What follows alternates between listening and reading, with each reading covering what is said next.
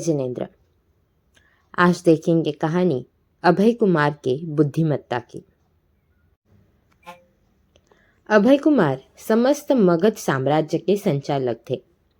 वे अपने माता पिता एवं संपूर्ण प्रजा के प्रिय थे। उन्होंने अनेक बार अपने बुद्धिबल से बिना युद्ध किए राज्य को बचाया था, आक्रमणकारियों को भागने के लिए विवश किया था। स्वयं महाराजा भी अभय के राज्य संचालन, न्याय व्यवस्था, प्रजापालन आदि सभी कार्यों से संतुष्ट थे। अभय नहीं तो मगध देश खुशहाल नहीं, ऐसी स्थिति में मगध साम्राज्य था। इतना होने पर भी अभय कुमार राज्य लिप्सा से निर्लिप्त थे। वे प्रभु के चरणों में दीक्षित होना चाहते थे, परंतु राजा श्रेनिक आज्ञा नहीं दे रहे थे। एक बार अभय कुमार के पूछने पर भगवान ने उसे बताया कि वीतभय पट्टन के राजा उदयन ही अंतिम मोक्षगामी राजा होंगे। तब से अभय के मन में यह भावना दृढ़ हो गई कि यदि मैं राजा बनूंगा तो मेरी मुक्ति का मार्ग रुक जाएगा। अतः वह कुमार अवस्था में ही दीक्षित होना चाहता था। अभय कुमार वैराग्य भावना से प्रेरित होकर महाराजा श्रेनिक के पास दीक्षा की आज्ञा लेने गए। श्रेनिक राजा ने कहा, वत्स, दीक्षा लेने का समय तो मेरा है, तुम्हें तो अभी मगध साम्राज्य का सम्राट बनना है। अभय के बहुत बार आग्रह करने पर श्रेनिक महाराज ने कहा, जिस दिन मैं रुष्ट होकर तुझसे यह कह दूं कि जा अभय, जा जा, चला जा, तुमने ऐसा विवेकहीन कार्य किया है, अतः यहाँ से चला जा, अब मुझे वापस अपना मुंह मत दिखाना, उस समय तू प्रवर्जित हो जाना। अभय ने सोचा, इस विश्व में असंभव कुछ भी नहीं है।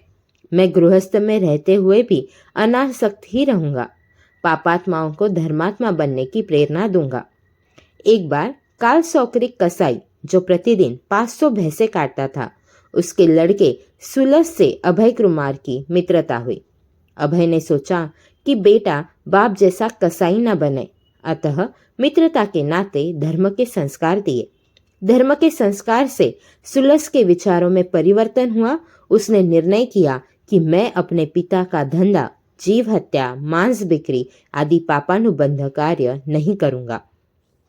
सुलस पर परिवार वालों ने बहुत जोर लगाया, परंतु उसने जीव हत्या का कार्य नहीं किया।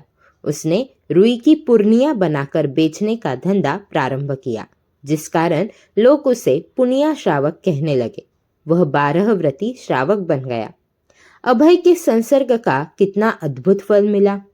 नरक में जाने की तैयारी में रत एक जीव को अपनी संगत की रंगत में चढ़ाकर स्वर्ग और मोक्ष पहुंचाने का पथ बतला दिया। रोहिणीय चोर ने भी अभय की बुद्धि का लोहा माना। उसने तो अभय की बुद्धि चक्र से योगानुयोग प्रभु महावीर के प्रवचनामृत की कुछ बूंदों से अपना बचाव किया और संपूर्ण रूप से प्रभु के चरणों में अर्पित होकर अपने जीवन को कल्याणमय बना दिया।